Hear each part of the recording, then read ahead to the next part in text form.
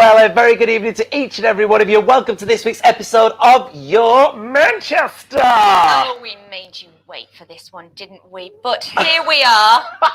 We are ready to give you one hell of a programme, because what have we got coming up, Belinda? Well, we have got so much. Honestly, I cannot begin to tell you how much. I'm just making sure this is the first time in 14 weeks we've sat on this sofa, and we're making sure we're as far apart as possible, aren't we? Yes. We have got a marvellous show for you. We are talking all things theatre today. And I love this. Who have you come as? Who have I come as?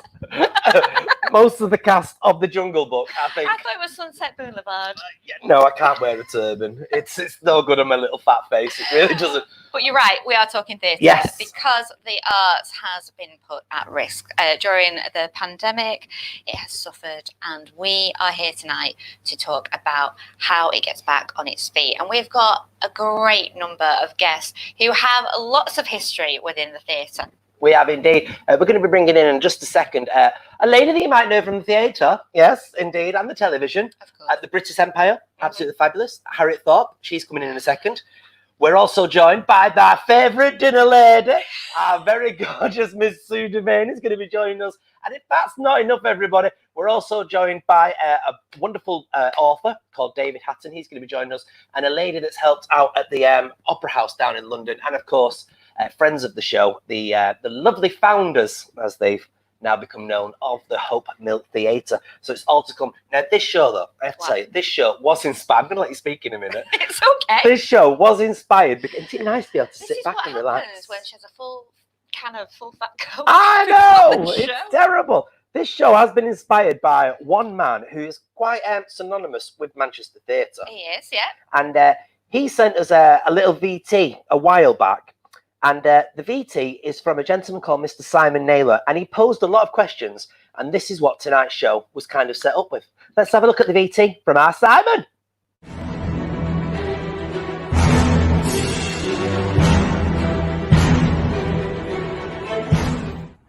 Hey guys, sorry I can't be with you. Thanks for inviting me to stick my oar in. So how do I feel about it? Incredible. It's amazing that over 1.5 billion has been given to the arts. It was much needed. It was always going to come, in my opinion. The timing was a little tardy given what's happened to a lot of freelance staff, but obviously that's another issue. So far, we know that 33 million has been given to 196 NPOs, with 21.6 million going to diversify the arts and put a quality back into the theatres and the arts world when it kickstarts again, which is absolutely incredible. And of course, everyone's got to be in favour of that. What we've got to make sure, though, is that this isn't the end of the fight. The government have given this incredible amount of money. It doesn't mean we love the government now. Certainly I don't. But also we need to be aware that they don't think they're buying time. We've still got no idea of a timeline of when theatres can reopen, when we can get back producing theatre, when we can get those houses full without social distancing, etc., etc. And the government needs to know that giving this money hasn't bought them more time. Theatres that have been given money, I'm sure, are incredibly grateful. How long will it last them? Only time will tell. Lots of theatres, again, have already furloughed their staff, and we've seen the National recently have said that they won't go back on what they've announced, even though they've got funding. Two ways of looking at it. If you're one of those people who's been furloughed and then had their furlough taken away, you're going to be absolutely devastated, and we completely understand that. Everyone's got to understand that. But at the same time, if they go back on what they say, that money's going to last seconds. It's going to go straight away. The government and the people who own the buildings are interested in keeping those buildings open so that when we are out of lockdown, they can remain a part of our brilliant heritage.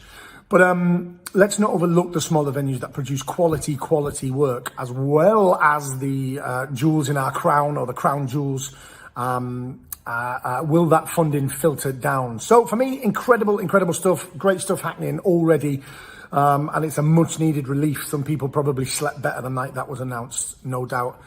How are we going to protect those freelance staff who've now found themselves without a job, without a position, and have no idea how long that's going to last? That's happened to thousands of people.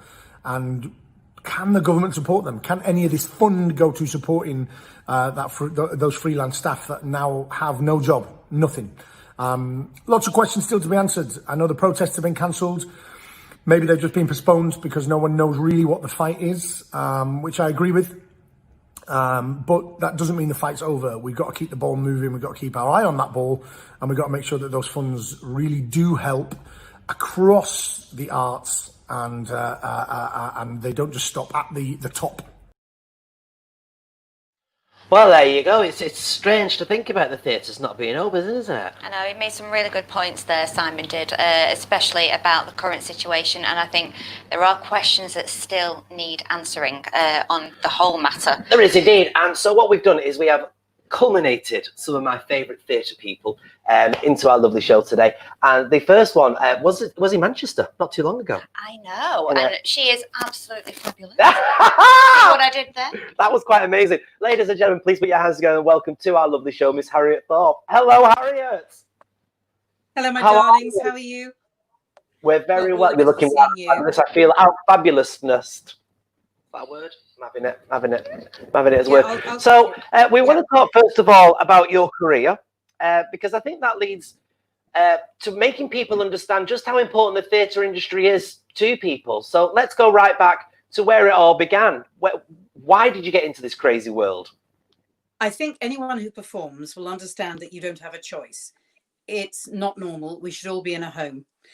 First off, your instinct to perform, to make people laugh, to tell stories, it's innate in every culture, in every part of the world since the beginning of time. Man has always needed a reflection of the crazy world that it lives in, whether it's Greek tragedy or now. We've always needed to do it, take the piss out of our governments, our rulers. That's the deal. I think I first remember trying to make my little sister laugh, and that feeling was fantastic. My mother was a writer, Gillian Freeman. She wrote a really important book in the 1960s. It was now called a gay classic about working class boys who fell in love when it was still illegal to be gay. And that started her movie career. My father was an actor and left home at 14 to join Italia Conti in a show that toured called Where the Rainbow Ends, all around England during the war. So I kind of didn't have a choice. It's in my DNA. My first theatre, I went to the Royal Ballet School till my tits got too big because they were never getting into a tutu, not without ladles, darling, it's not happening. And then I went to drama school, and that's when I kind of found my voice. And I realized that it doesn't matter where you start or what you do, the need or the experience to perform is there, whether you're dancing it or you're singing it or you're painting it or you're speaking it. It's the same instinct for all of us. The Nuffield Theatre. I feel like, Harriet, when you step out onto the stage and get that reaction from an audience. Best feeling in the world. For that moment, you're enough. And then the next day starts, because we're there for the applause, let's be frank. It's lovely to think it's about art, and indeed it is, but also we're there for validation, because that's why I say we should be in the home, because otherwise we could do shows in our own homes to nobody. But I don't want to be in my room like this and do a show. I want to be connected to the audience, to tell stories that they relate to. That's the deal. And the Nuffield Theatre was the first theatre I worked at, which has now gone into receivership. And it was a rep theatre where you did, a new show every 4 weeks, and you learn to make all your mistakes and get it wrong so you can learn to go right. And also I've worked in Plymouth, which is now also in receivership. It's a devastating time. And often the first theatre anybody sees is Panto. And that's where, again, and our community isn't about, I know everybody thinks actors are, wealthy, laissez-faire people who don't get, no, we're not. And this is a job. And we do it, and we do 8 shows a week, non-stop. And that's the deal. And that's what we like doing. And of course, we can't move on without talking about the programme, the film, and the experience of Absolutely Fabulous. Perhaps talk to us a little bit about that. Well, Jen and Dawn and I were all at drama school together. And so we've been friends for about 40 blah, blah years, although I'm only 35. It's the mystery of the world. And I cannot begin to express to you how wonderful it was to work with all those extraordinary women, to be in a groundbreaking show that took the piss out of everything. And it's such iconic performances, from Joanna and Jen and everybody else in the show. It was amazing and is amazing. And to make the movie was even more fantastic. And it came just at the right time. And did you ever think, going back, that it would be that successful? When you read the scripts and stuff, did you think, God, this is comedy gold? You absolutely do, but you don't think in those terms, is this going to be successful? You do your job. Yeah. And you do it to the best of your ability and have the best time you can have. And you never know. And there's no point in thinking about, you just have to be present, do the job. The rest isn't my business. That's, because you can't predict. We've all been in things we think are going to be a sensation, darling, and they bomb. And you're out of the theatre in about 5 minutes, Well, one lady that has been in... worked with another absolute legend of the BBC. It seems to be the BBC that get all these legends, doesn't it? No. Yeah, one lady that absolutely was in another fantastic sitcom has just joined us now, and she was in a sitcom called Dinner Ladies. Do you remember it? Absolutely. Hey! I do Absolutely remember Dinner brilliant. Ladies. Let's bring in our lovely Sue Devaney. Hello, Sue. Hello, can you hear me? This is Hello, like watching BBC iPlayer. It's fantastic. Hi, gorgeous. How are you, Oh, Sue? it's lovely to see you all. It's brilliant. You're all looking gloriously gorgeous, and I'm very jealous of Harriet's mammary glands. Always have been. If we could turn up the speaker out, that'd be brilliant. So, where are you, Sue, at the moment in the country? I'm in York. I've just arrived in York. I thought I had to come into the studio, you see, and then I realised, I can't because I'm in York. I'm at my lovely boyfriend's house. Yes. Oh, right. Oh, wow, Yes. Nice. It's very nice. It's very lovely. I haven't spoken to him yet because I said I've just got to get on the phone to Belinda. But would you soon be in the theatre doing something, though, Sue? It's a tough one, isn't it? Because it was so lovely then to see Harriet, because I worked with Harriet's lovely sister Matilda in a lovely show called When We Are Married in the West End when I was 17, 18. And that's when I first, had a great love of the theatre. And then I went to see Harriet do a show. I think it was in Cheltenham, somewhere like that. She was in West Side Story, and she was amazing. And because I was like a little northern lass, from Rochdale going down, I just loved being around these theatrical type people, So it was wonderful, yes. And your background though, Sue, and Harriet's, I know you both started early and you had, that desire to perform in your blood. Surely now for both of you, there must be a fear for the next generation that are starting out and just left drama school. I mean, what kind of careers are they going to have, and are they going to get the chances that you got? It's hard to know. At the moment, I've Sorry, been Harriet, teaching a go lot of students at the moment, and they're they've left, they had jobs, and now they've all disappeared. And I don't know how they're going to cope because there's nothing there for them to land in. And they've been training for 3 years.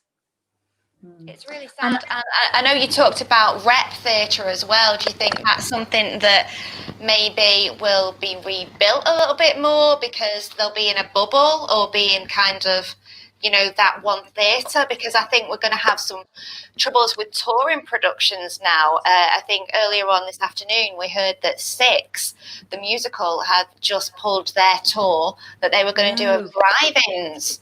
And that's basically because of the fear of localised lockdowns and their performers getting stuck. Say, if Rochdale goes into lockdown, then their performers are stuck there and they can't move on to the next place that they're touring. So do we have to go back to producing reps more?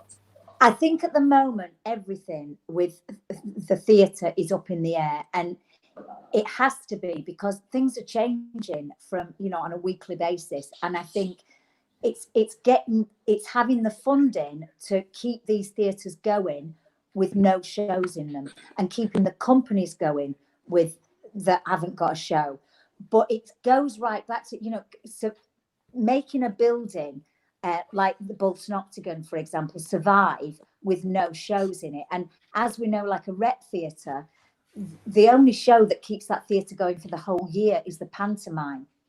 Now, you know, you haven't got a pantomime, you haven't got any shows, so you need rich people basically to fund these theatres, and the Arts Council to put more, and our governments to put a lot more money into them. But at the same time, it goes back to, without the buildings, you know, we haven't got anybody to perform in them. But the actors at the moment, like ourselves, you know, a lot of actors are just jobbing actors, and they live from hand to mouth because they go in from one job to another, and that is their livelihood. All that's been taken from them. So a lot of my mates are really struggling just to hold it together at the minute, you know. Yeah. And how's that's it the been affected? thing.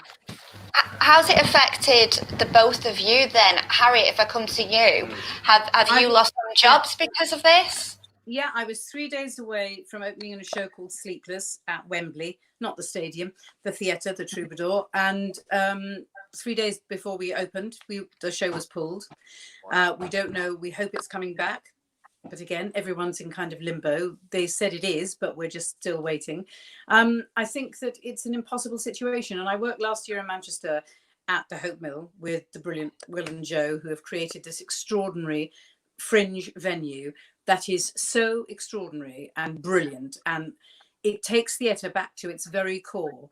It's such a shared experience, and so beautiful and so amazing. And the idea that that isn't going to be there, it will be there, because they are amazing and it will survive.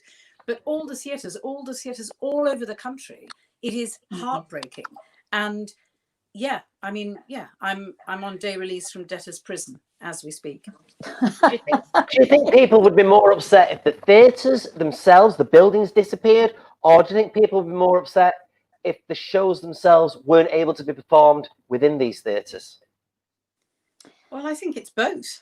Yeah, I think it's both. And I think you know, what have people been doing in lockdown? You know, what do they turn to? We turn to books, we turn to theatre, we turn to art, we you know, and we want to play our instruments. And, you know, that's what human beings are about, really. And if you take all that from everybody, you know, not being able to go to the theatre, or not being able to, you know, watch a show, or it's frightening. It's really frightening. And I think as well, don't forget, it's not just the performers, it's people that have had jobs for years, you know, cameramen. Absolutely. Yeah. Or people that have actually built their own theatre as well, I suppose. Yeah. You what, love? People that have built their own theatres, like our next guests, Joe and Will, all the way from Hope Mill Theatre. Come on in. Hello, boys. How are you? Oh, there we are. We tried this beautiful again. voice. Just so you know, Harriet and Sue, we tried this a few weeks ago with the boys from Hope Mill, and it went very pear-shaped. So they've had a night out now, so they might have got everything out of the system. So all's good. How are you, boys? How are you actually coping? Because we tried touching on it last time you were here, but how are you actually coping not having your home, which is the theatre, open to everybody?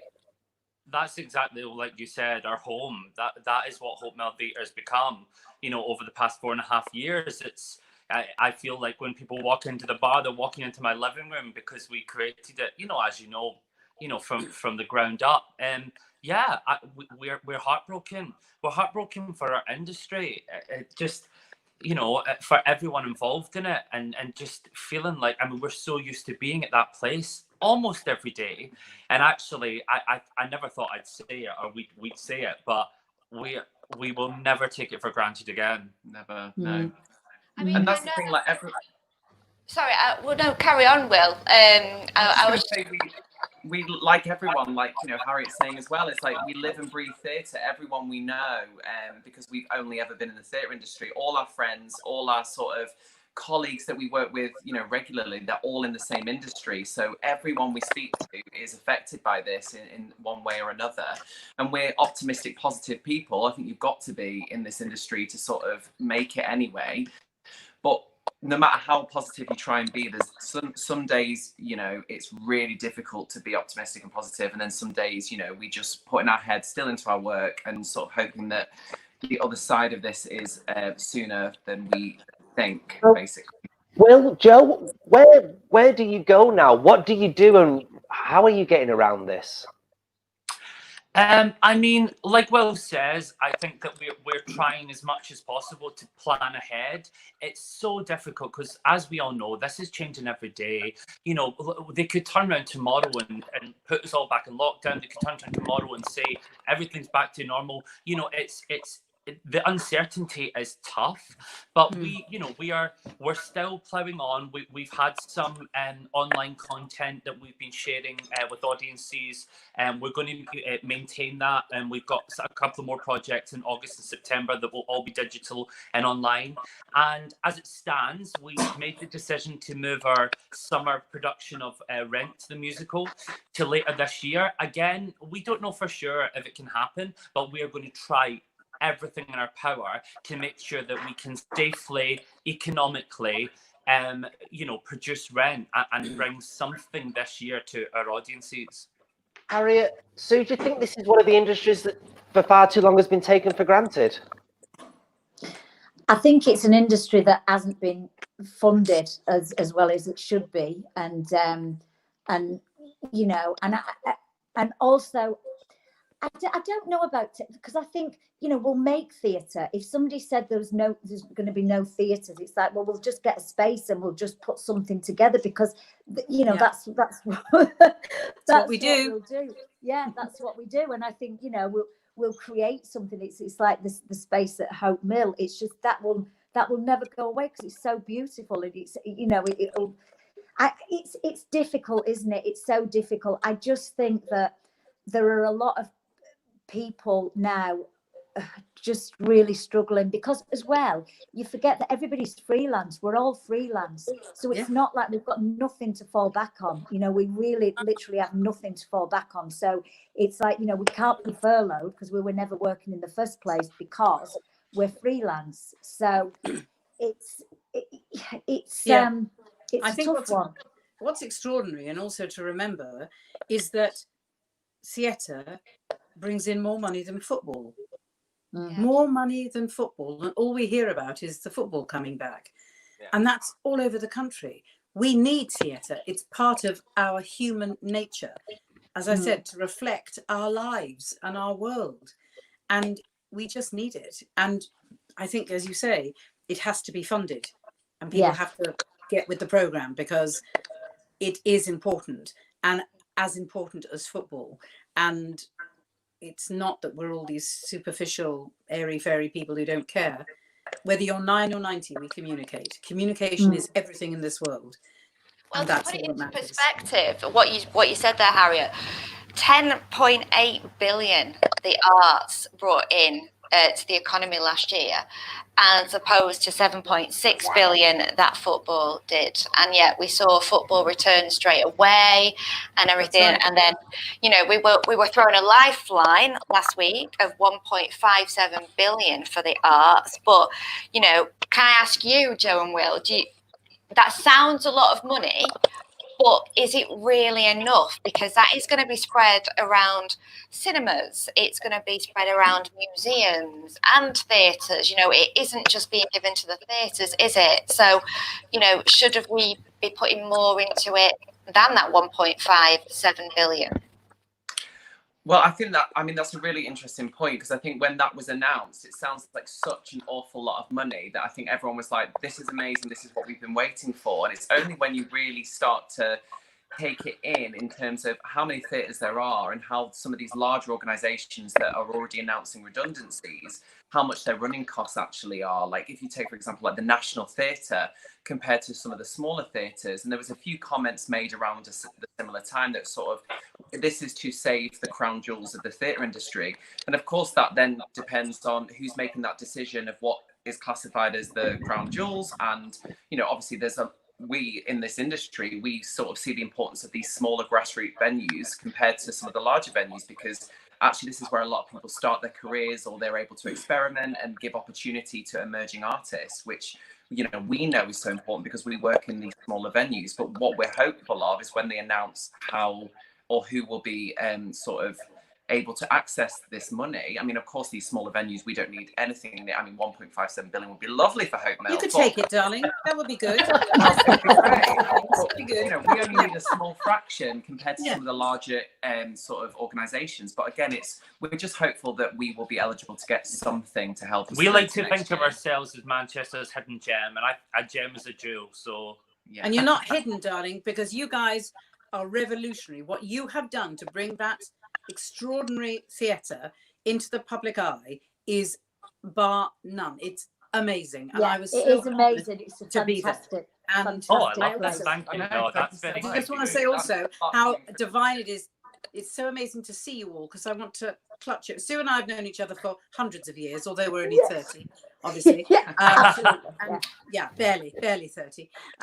You know, and I also, you said you'd seen me, but I've seen you, Sue, and you are a sensation in everything that you do. And we shared a great friend, Victoria Wood, obviously, as well. Yeah, That says so much about the theatre as well. I mean, theatre is a family. It may sound a cliche, but it is that. You know, there's a lot of heart in theatre, and it touches a lot of lives. You mentioned before about kind of the amount of jobs. There's around 350,000 jobs that theatre does provide. And, you know, you put it into perspective, and that is a hell of a lot of people's lives that are now affected by the threat of like theatre closing. Do you think it was frowned upon that giving this money out to what's basically classed as a creativity, as an art? Do you think creativity has been frowned on?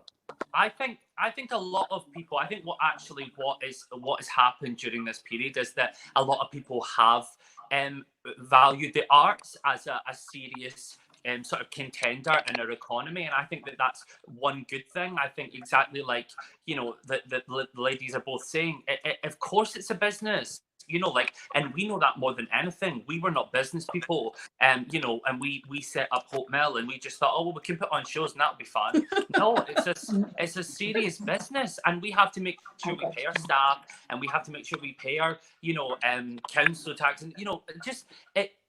And I think that actually, with the campaign that has been out there, and that the industry have rallied together to show that it is a serious industry, that why should it not receive funding? And also, it's such an important part of our country. We're known all over the world for our theatre. You know, we've got the West End and Broadway. They're the two beacons of the world of theatre, and that's in our country. You know, that can't be taken, you know, lightly. And, you know, theatre productions and what people write as in plays sometimes go on to become major films now. So they're kind of feeding into other industries as well. 100%.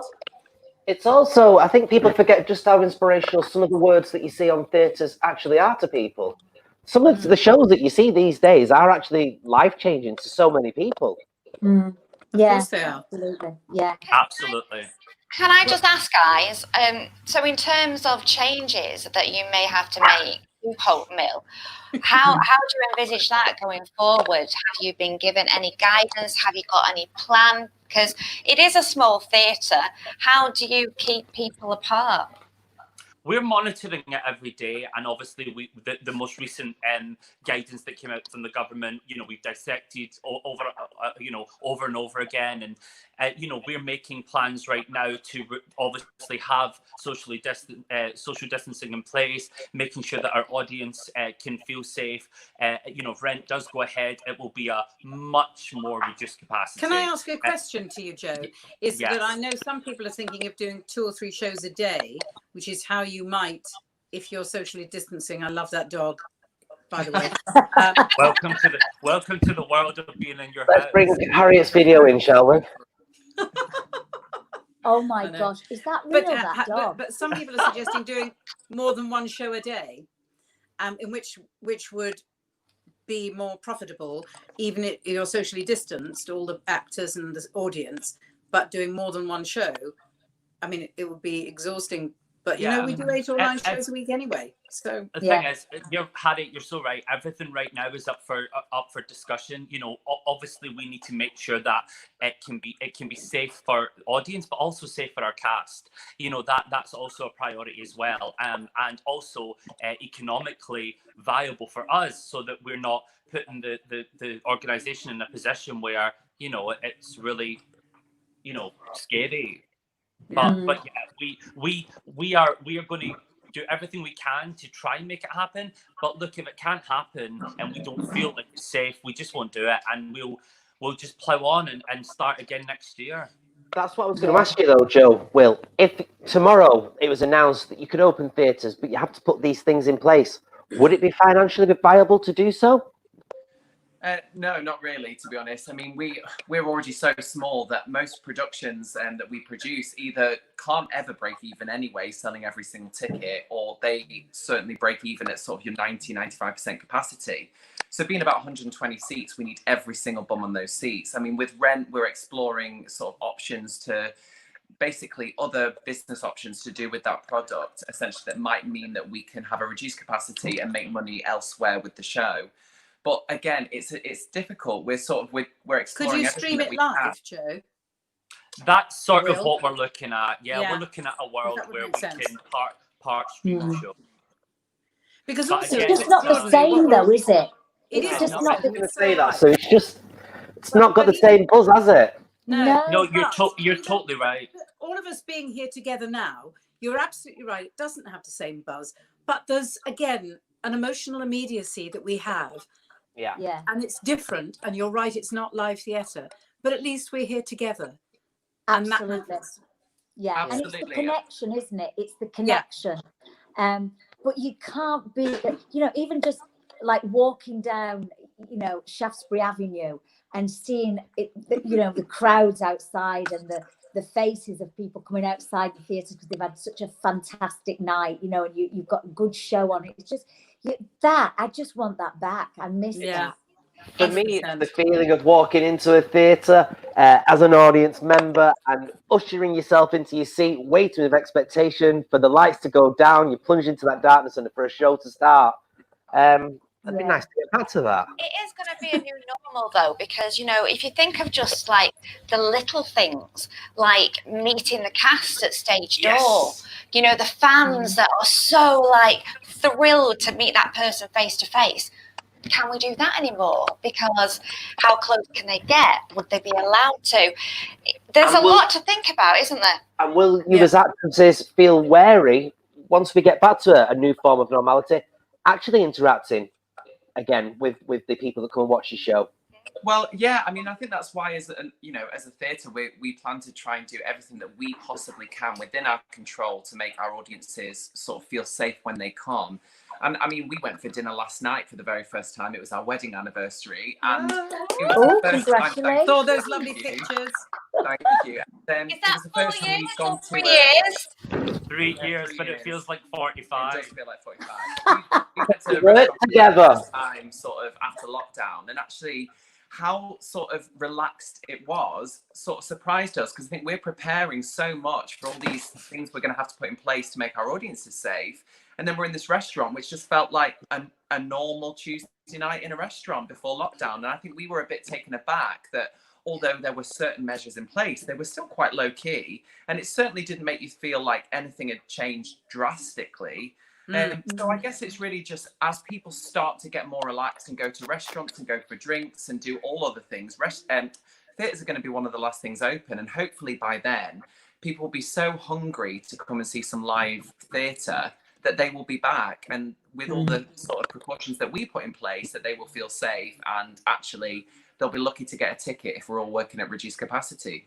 I think with the shows that you deliver, and of course the shows that Harriet and Sue are always partaking in, I think the need has never actually gone away, and I think it'd be absolutely fabulous. Just before you go, a few words from each of you. Let's go to Sue first. Your favourite moment performing in a show? No pressure. Let me let you throw that one at me. Favorite moment. I've had really lots and lots, but It's normally the ones where you forget the lines or somebody's made you laugh and corpse and you just can't stop laughing. And I was doing The Wizard of Oz at Birmingham Rep, and a wonderful actor called Phil Herbert was making me laugh. He was playing the lion. And I laughed that much that I wet myself on stage. And you've I just had a remember that lady ever since, darling. That's the wonderful thing. Harriet, you've had children in your in the front drawer within the British Empire. Yes, darling. Do you remember the British Empire? They should bring that back. They really Seriously. I can imagine she'd still be in the same position, wouldn't she? Yes, darling, with the grandchildren, and occasionally the kids would come in for a nap in the cupboard, but that's it. Yeah. What's your most emotional moment within the theatre for you, Harriet? When you think of Most the emotional work, moment. what jumps to your mind? Well, I think every time it's that last night of whatever show you're doing, and the last show I did was Maine with the boys at the Hope Mill and the brilliant Tracy Bennett. And I think it's just that moment of knowing that this nighttime family that you treasure and spend time with and share, as Sue brilliantly said, all the laughs, all the, we call it corpsing, and the difficult times and the overcoming difficult situations. It's family. And I think it's knowing that that nighttime family will be back, but it'll be a different family. And it's always that moment of letting go of what has been an amazing experience. And I also have to thank the boys for the best role of my career. I adored it. And also they make the best coffee. And I'd come and work there just for the coffee. Just saying.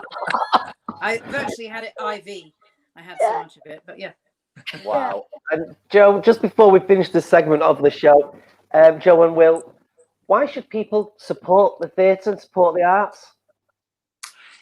Look, theatre and arts has been around for a long, long time. And like Sue said, it's not going anywhere. But now more than ever, it's going to need your support. The theatre isn't just about productions. It's about all of the community work. It's about engaging with communities. It's about bringing people together. It's about telling stories. It's about, you know, it's so much more than just, you know, one show or one actor or one venue. It's massive. It's please, please, please, all I would say is, you know, if you can't donate to a theatre, when they open, just go back and just enjoy and never take it for granted, because it is one of the best things that we have in life. In life, it really is. Well, That's listen, yeah. thank you so much to each of you for boys, joining us. just say that me and Harriet are free for auditioning. We are. 2 women. I'm thinking like a 2-woman show. Yes. Oh, please. Socially distanced. Yeah, that's fine. I've just been excluded. Did you just witness that? I just got excluded and wearing my best There's no cast. escape. It's all been witnessed. It's out there live. Yeah, it's out there. It's a Okay. contract now. It's a contract. Yes. Talk to our agents in the morning. Verbal contract. Thanks, boys. I love it. You're all fantastic. Thank you so much for being part of today's show.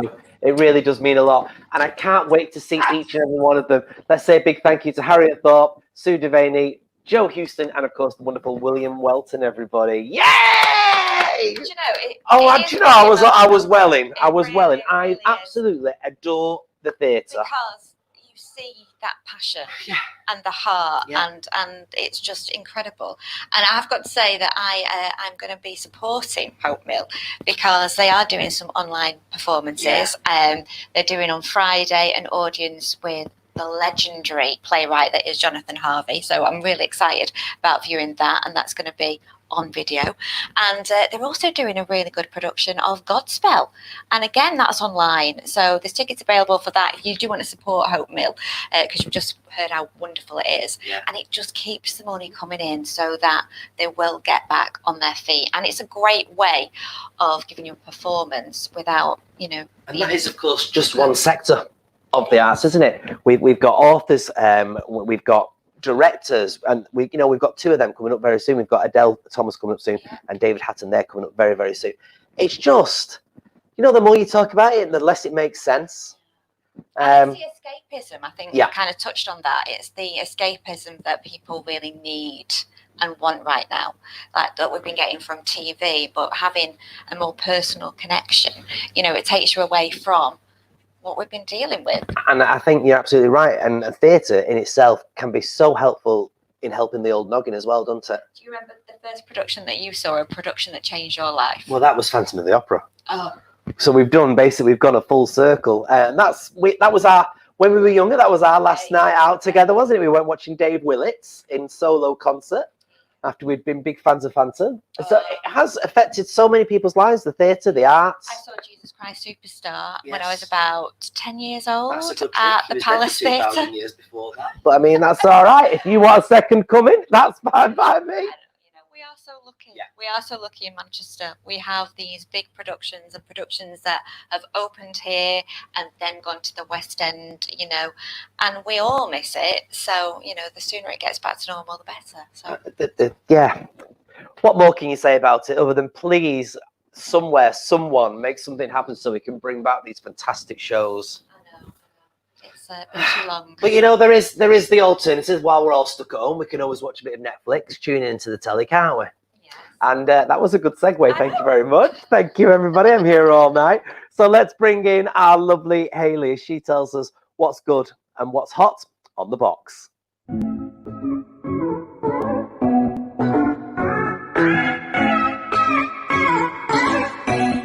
Hi, I'm Hayley and welcome to On The Box. How is everyone doing? It's a long time since I've sat here and spoke to you. I was in the studio last week covering for Shel, but actually talking to you from my little On The Box corner, or should I say On The Box room now, because I'm coming to you from my own home.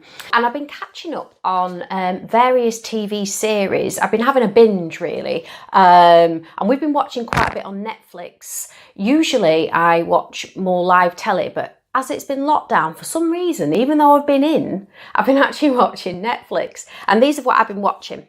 So we've got Lock and Key. That's about three siblings moving into a house with magic keys. Sounds a bit dodgy, but it's actually brilliant. We've got Discovery of Witches, which is absolutely fantastic. And Owen Teale from Game of Thrones, he's actually in that as well. We also have When They See Us, which is a mini-series about the Central Park Five who were coerced and threatened by the police into saying that they actually committed a rape, which they didn't do. But that is an absolutely brilliant short series. Please do watch that if you haven't seen it already. The Order, we've been watching The Order, and that's about conflict between werewolves and magicians in an American college. Again, it sounds a bit like it might be a bit rubbish, but it's absolutely brilliant and there's some great acting in it as well. And now we're actually watching a series called The Shadow Hunters. We're a few episodes into that and it's looking brilliant. Obviously, I'm keeping up to date on Coronation Street, which I absolutely love. That is my favourite soap. And I'm obviously still quite wrapped up with Jeff and Yasmin's storyline as well. That's progressing, and I can't wait to see Jeff get his comeuppance, really. So I've been Hayley. I will catch you soon. Take care of yourselves. Stay safe. Bye.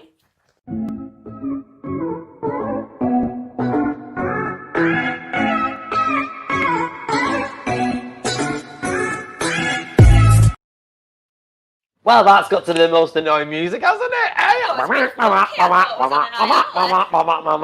It's almost like I shouldn't have put that together. Now, listen, I won't get that in my head now. It's like Ed the Duck being strangled. Do you know what? It is isn't it? slightly. You're talking about Hayley's voice. No! Oh! We'll have a bitch fight. I love it. We've got no more dinner today. It's all good. Right then. Now, No, I don't want you to mess. I want you to stick with that because I love the drama. All right. I have to sit up for this camera, then sit down for that camera. I like it. Now, listen, we can't. One word that I'm not a big fan of, but I suppose it's a word that gets used over and over again because it's the word freelancer. Yeah. Now, to me, freelancer sounds like you've got a lot of time and you do it for free and you're not very passionate about it. Okay.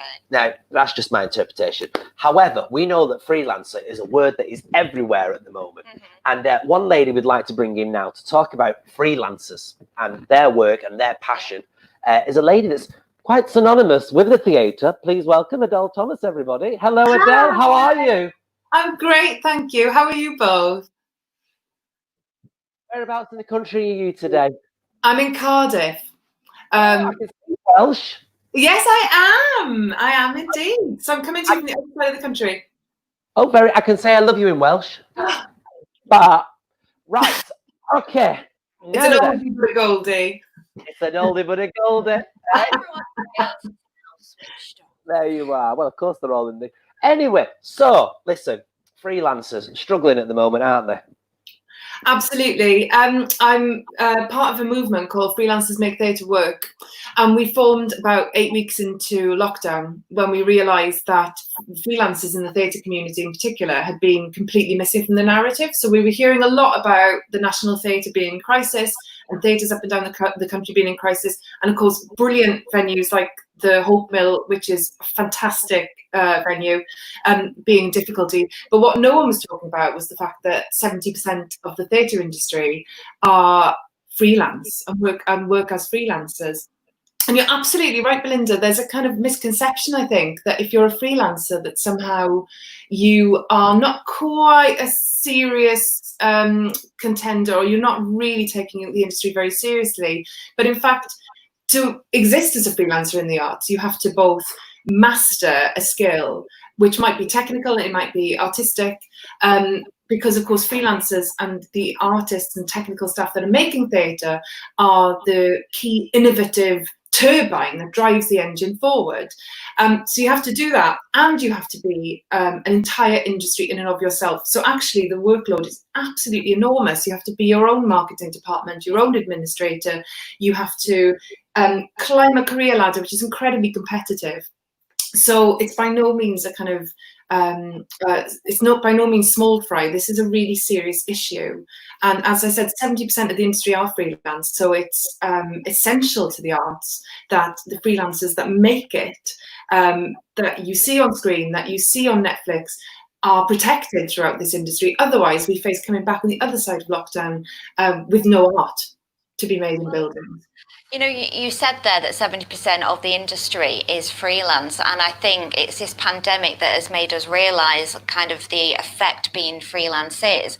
Maybe a lot of people didn't realise that as a freelancer, you don't have the same like things that people on contract or staff have in terms of safety nets. I think that's exactly right. And it's shocking that it's taken a pandemic to make the government and the theatre industry. That's what's really shocking. I think it's not just government who've ignored freelancers, but actually the theatre industry itself has taken for granted that a vast majority of the people who are involved in making theatre they have no obligation to them at all. They have no commitment to them. They have no investment in them. So I think that now that this rock has been lifted and this has been exposed, it'd be really, really hard for the theatre industry to go back to the way it was. The part of what Freelancers Make Theatre Work have been campaigning for most recently is that freelancers need to have more of a voice in decision making at all levels. That absolutely has to happen, because we can't carry on in the way that we are being ignored like this. Because there isn't any redundancy, you know. You in some ways, or furlough, you're kind of stuck out in the cold with no help from anywhere, really, are you? Absolutely. I mean, lots of people did benefit from the SEISS scheme, but 33% of theatre freelancers. So this is nearly this is nearly a third of freelancers. It's over a third of freelancers who make up that 70% of the industry did not qualify for either SES, the self-employment. I can never remember it when I need to say it. The self-employed income support scheme, and they're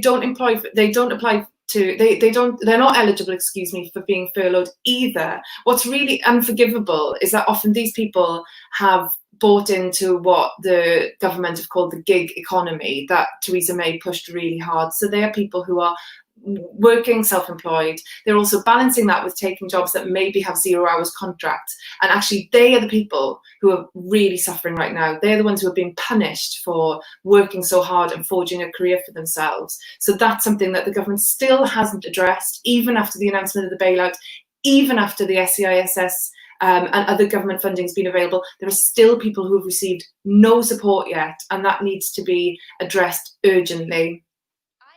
heard a lot of performers and actors out there have actually gone and got jobs at the supermarkets, and I've turned to that because they need to make ends meet, so they're going out there and getting something completely different. And there's quite a majority of them that might not go back into what they originally had that passion for. Is there a fear out there that might happen? Oh, absolutely. We helped conduct a survey called the Big Freelancer Survey. It's the first survey of its kind. And again, really shockingly, it was really surprising to find out that there was no data about the freelance workforce at all. So of course we were being ignored if there's no data and no information available. But that survey collected data and testimony from 8,000 freelance theatre workers. And a third of them, again, a third said they were considering leaving the industry. I'm sure that number is only going to get bigger the longer this goes on for. And personally, I know a number of people. I'm heartbroken that I know one of the most recent people I've spoken to who has left the industry. It is too late now. It's an extraordinary operatic countertenor who is a leading artist and is working at the highest level, but simply cannot now sustain a career as an opera singer. And it feels devastating that we might be losing these unbelievably skilled people who, like I said, have spent their lives devoted to the perfecting of art. It's not just, some people think that being creative is something that you just jump into. People have actually spent an awful lot of their life, time, money, working towards getting to probably what they're at the moment is only part way of where their dream is. And all of a sudden they've had it ripped away from them. That's exactly right. And I mean, it's heartbreaking on both ends because on the one hand, you've got people who maybe have been forging a career for decades.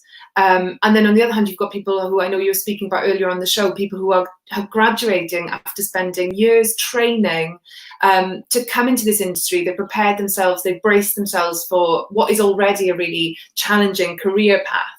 And actually, what future is there now for those people? It's so heartbreaking to think that there's a generation of people that might get lost in this moment. And that's really devastating, and we have to collectively, as a society and a government level, we have to address this really urgently. So the group that you set up in lockdown for freelancers, if anyone's watching this now and is a freelancer from that industry, how do they get in touch with you and what kind of support are you offering? So our website is www.freelancersmaketheatrework.com, and you can sign up there to be part of our mailing list. We have an open door, revolving door policy, so we're always looking. If you can spot that there's something missing, maybe cabaret, or maybe there's a certain demographic of the population. Maybe we need more representation from the cabaret scene. That would be we need more fabulous representation. Then do get in touch and see if you can get more involved.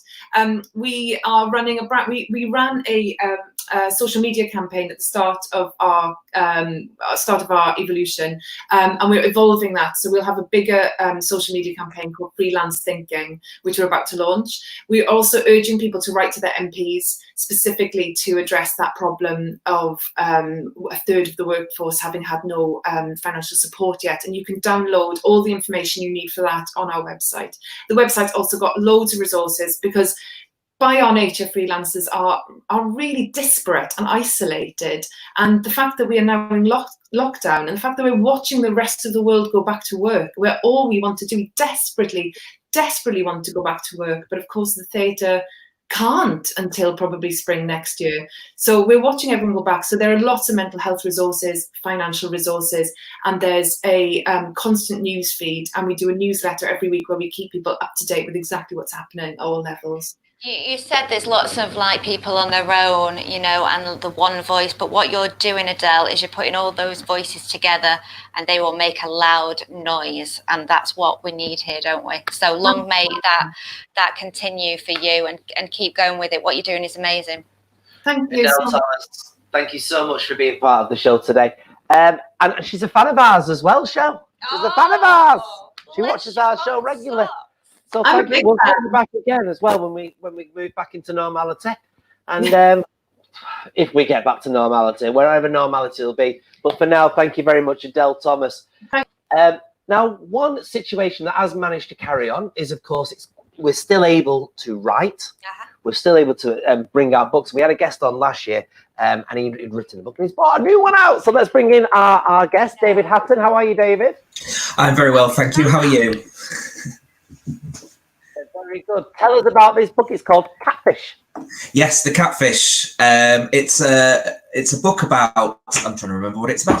It's a book about a lawyer who's just moved to Horwich, which is near Bolton, near Manchester.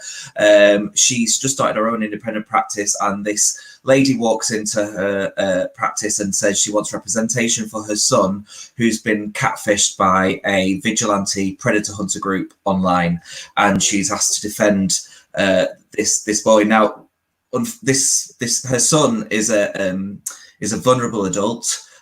He didn't know what he was doing, but it's trapped in this world of trial by media, and he's already been splattered all over Facebook and Twitter before he's had the opportunity to defend his honour. Wow, I mean, catfishing we've heard quite a lot about over the past year or so in the media. Where do you start with your research for a book like this, and what kind of things or people have you been talking to? Yeah, well, it really started a few years ago. About 10 years ago, Channel 4 did a documentary called The Paedophile Hunters, and I guess the inspiration came from that.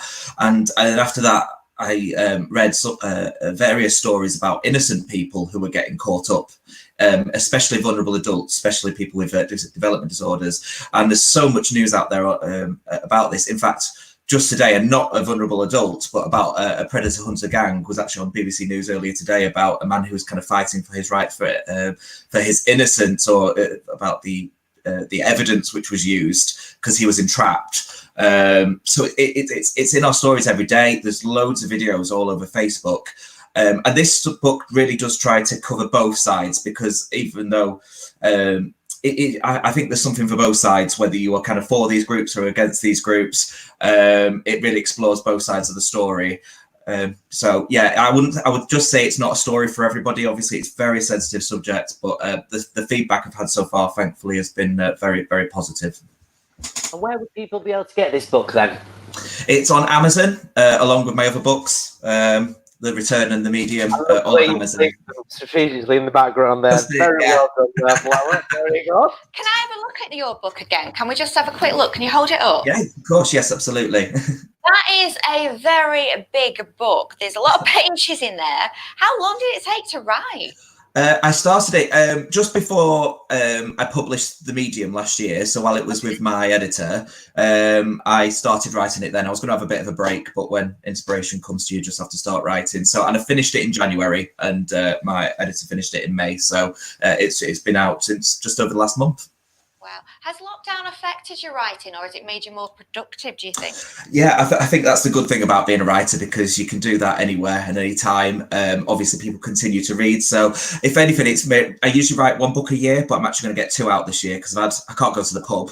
And as you said earlier, I can't unfortunately go to the theatre, which I also love.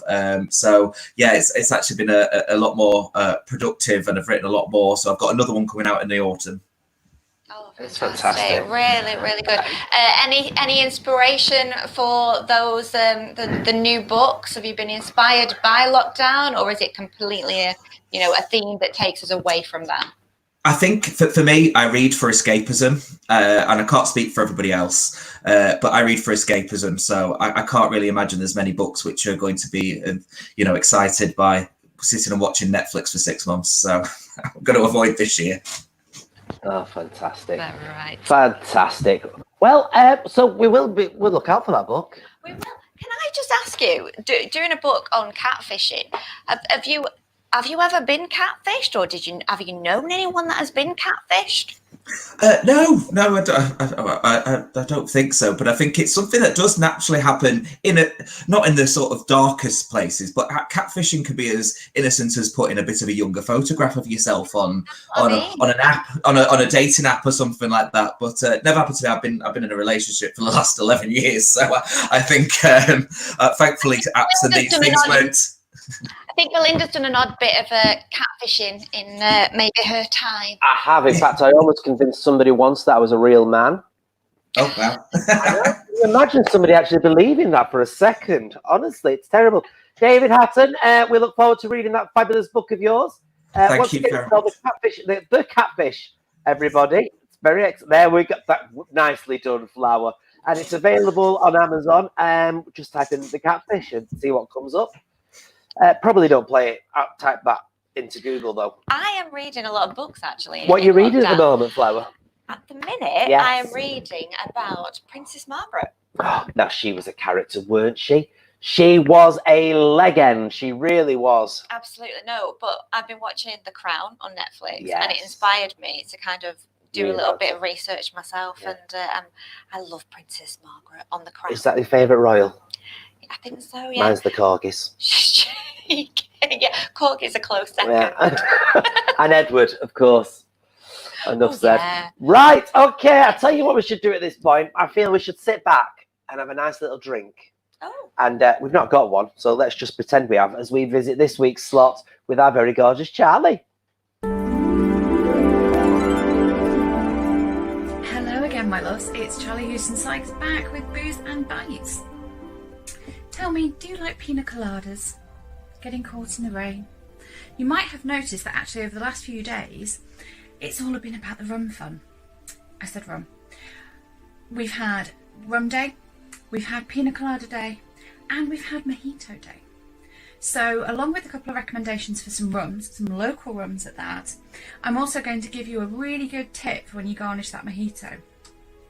So to start with, recommendations. You might not realise it for a bit of a landlocked city, but actually we have some really good rums out there. There's Diablesse, who have a golden rum and a spiced clementine rum, which is delicious.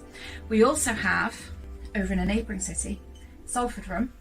And Salford rum not only have the spiced rum, which this one is, but they also have a dark spiced rum. If you like bitter caramel flavours, oh, it's so good. It's one of my absolute favourites. And we also have on its way Witch Kings, which is a rum liqueur. Watch this space. Very exciting stuff coming, including strawberry. Very excited. My last thing that I'm going to say is the tip for the mojito. Now, when you do your mojito, number one, when you grind the mint in the bottom of the glass in with the rum, don't grind it too hard. If you grind it too hard, you make it all go black and bitter, and it's really not very pleasant to drink. You'll get that bitterness coming through. So give it a bit of a squidge, but not too hard.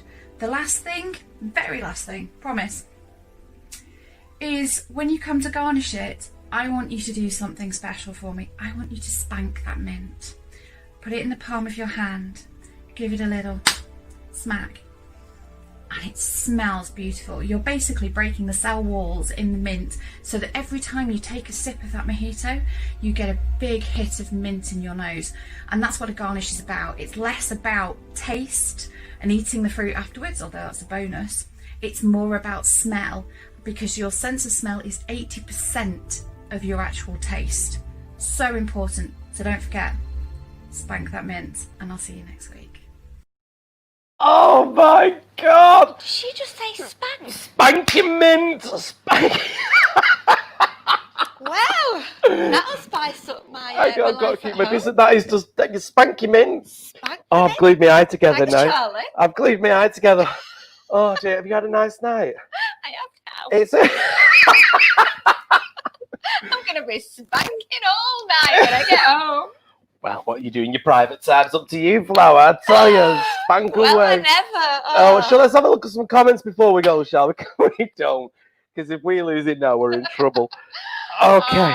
We've got Lynn Marie has said, I hope theatres are back soon. Lizzie Road, theatre and shows are a lot of people's therapy. No, they are. They are. They Well, they've certainly been ours, haven't they? We've been saying this for a good while now.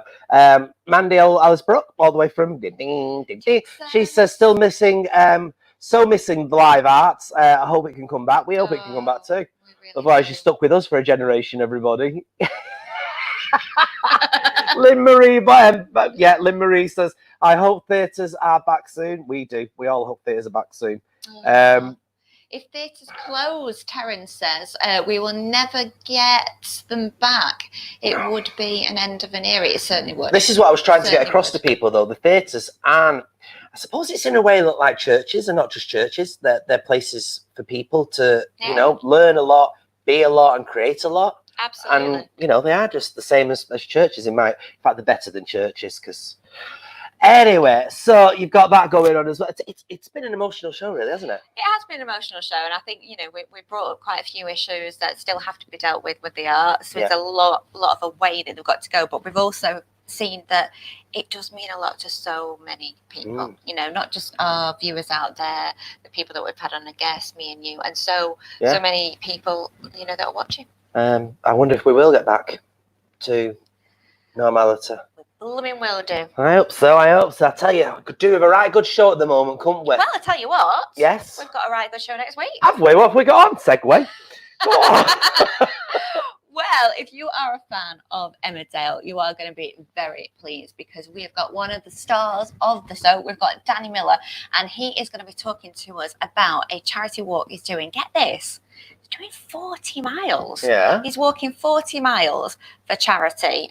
But yeah, we're going to find out a lot more about it and whether or not he's still got bleached hair. And I would walk 500 miles. What, just to be sat on the sofa with me? There you go. That seems a bit silly, doesn't it? Do you remember the royal wedding? I do. Do you remember Karen Gibson, who's currently on MasterChef at the moment? Celebrity MasterChef? Yes. She's going to be popping in next week as well, telling us all about her experience conducting the choir for the lovely Harry's wedding. That'll be brilliant. It was Harry's wedding, wasn't it? And we've got loads more besides that as well, Well, everybody. of course, me and you are back, so you know what else you need. Now, we are going to finish the show by not including a fabulous choir known as the Youth Choir, everybody, here in Manchester. And they put something together. But from me and Shel, make sure you tune in next week, only on Your Manchester. Take it away, Sue. Hello, my name is Sue Devaney. My friend and musical director, Phil Reynolds, has put together something very special to showcase some of the very talented performers that we've both had the pleasure of working with in Greater Manchester. Have a listen and see what you think.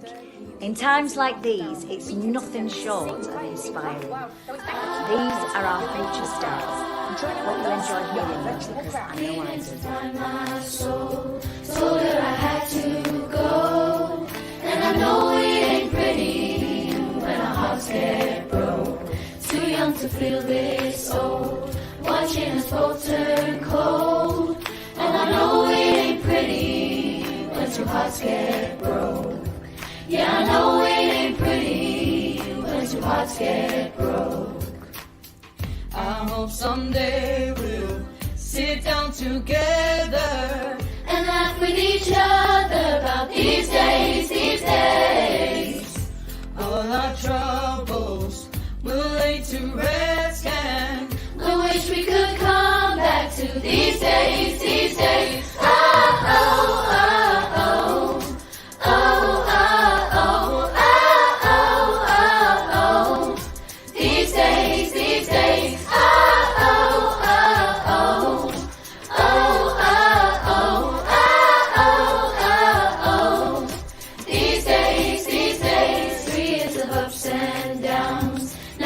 Show for it now, and I know it ain't pretty when the fire burns out. Calling me when I'm down, remind me of what I've done, and I know it ain't pretty when you try to move on. I hope someday we'll sit down together and laugh with each other about these days, these days. All our troubles will lay to rest, and we wish we could come back to these days, these days. Oh, oh, oh, oh, oh, oh, oh, oh, oh, oh, these days, these days. Oh, oh, oh, oh, oh, oh, oh, oh, oh, these days, these days. All the days, weeks, months of missing loved ones, looking forward for the time that we can go and hug them, never forgetting the heroes of this time, the one who went and put their lives out on the line. Physically apart, music keeping us together, clapping on the street. Every week we'll remember when COVID-19 felt like it would last forever. We'll take a look back and see how we all stood together.